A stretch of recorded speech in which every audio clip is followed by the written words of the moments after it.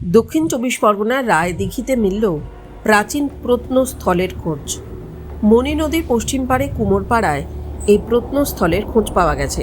ইতিমধ্যেই প্রত্ন গবেষক রণজিৎ দেবনাথ এই সামগ্রীগুলি উদ্ধার করে কলকাতা বিশ্ববিদ্যালয় প্রত্নতত্ত্ব বিভাগে পরীক্ষার জন্য পাঠিয়েছেন। এর আগেও মণি নদীর পূর্ব পাড়ে জটাতে প্রত্নস্থলের খোঁজ মিলেছিল।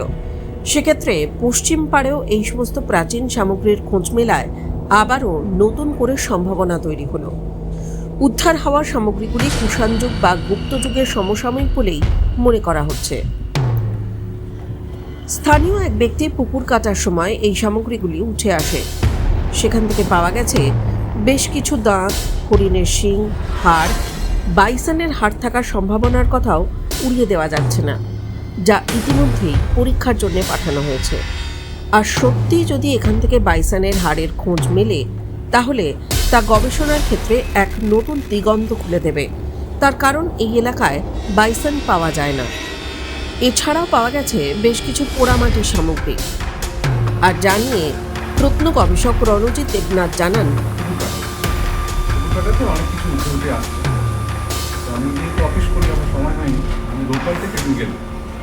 যেতে গিয়ে আমি তো দেখে অবাক হয়ে গেলাম, ওরা প্রায় 8 ফুট নিচে ওরা তখন কাটছিল। অনেকগুলো একটা বড় জায়গা। আমি 4-5টা ঘুরে এসে অনেকগুলো জিনিস সংগ্রহ করলাম, দেখে বুঝতে এখানে একটা প্রাচীন সিদ্ধান্ত ছিল। যখন 8 ফুট গভীরে কাটছে, প্রতিটা কোদালে ক্যাচ করে আওয়াজ হচ্ছে, মানে ওরা তো বোঝে না, জিনিসগুলো পুরো চৌচির করে দিয়েছে একদম। তার থেকে কিছু উদ্ধার করে দেখলাম যে ওখানে কুষাণ বা কুষাণের আগে পর্যন্ত একটা সেটেলমেন্ট আমরা পাচ্ছি। তবে সেটা বুনো সেটেলমেন্ট, মানে এমন হতে পারে যে ওখানে সিজনাল আসতো আবার চলে যেত। ওখান থেকে পেয়েছি এরকম জালের কাঠি পেয়েছি, এই যে মাটির জালের কাঠি, স্লিং বল পেয়েছি। স্লিং বলে যে সিম্বল পাবেন, দেখুন 3টে সিম্বল আছে। এগুলো তখনকার দিনে স্লিং বলকে চিহ্নিত করতো যে কোন কুমার বানাচ্ছে, তার একটা সিম্বল থাকে। আর এইটা আমার মনে হয়েছে এটা একটা ওজন।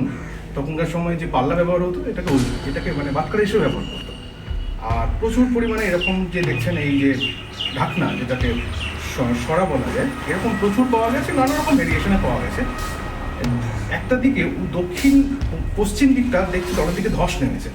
সেটেলমেন্ট দেখে মনে হলো ওলট পাল্ট হয়েছে। মানে আমরা দেখেছি যে সুন্দরবনে প্রায় মানে ঠিক তুর্কিরা আসার আগে 1200 শতকের আগে একটা ভয়ঙ্কর একটা প্রলয় ঘটছে, সেটা সুনামি হতে পারে, ভূমিকম্প হতে পারে। ওখানে থেকে সেটা মনে হয়েছে যে প্রচণ্ড একটা ওলট পাল্ট হয়েছে, কিছু স্তর উঠে চলে গেছে, কিছু স্তর নিচে নেমে গেছে, গিয়ে একটা জায়গায় পিচ স্তরে পাচ্ছি। সেখানে আমরা হরিণের হাড় পেয়েছি, হরিণের শিং পেয়েছি, হাড় পেয়েছি, আমরা বুনো মহিষের দাঁত পেয়েছি, শুয়োরের দাঁত পেয়েছি, আর কিছু পাখির ঠোঁট পেয়েছিল, কিন্তু আমি দেখলাম ওরা কেউ নিয়ে চলে গেছে। হরিণের একটা শিংও কেউ নিয়ে চলে গেছে। যদি ওরা পেতাম তাহলে সুবিধা হতো, কী ধরনের ওগুলো ছিল বোঝা যেত সেক্ষেত্রে। আর কিছু গাছের টুকরো পেয়েছে, এখানে দেখবেন ফসিল কিছু কাঠের টুকরো পেয়েছে। দেখে যেটা মনে হয়েছে এখানে পাল, সেন, কুষাণ যুগ ছিল, কিন্তু ছিল প্রিমিটিভ ছিল, মানে উন্নত ছিল না, ওই সময়ের ছিল, কিন্তু প্রিমিটিভ ছিল এবং সিজনাল ছিল বলে মনে হয়। টাইমস নাও খবর।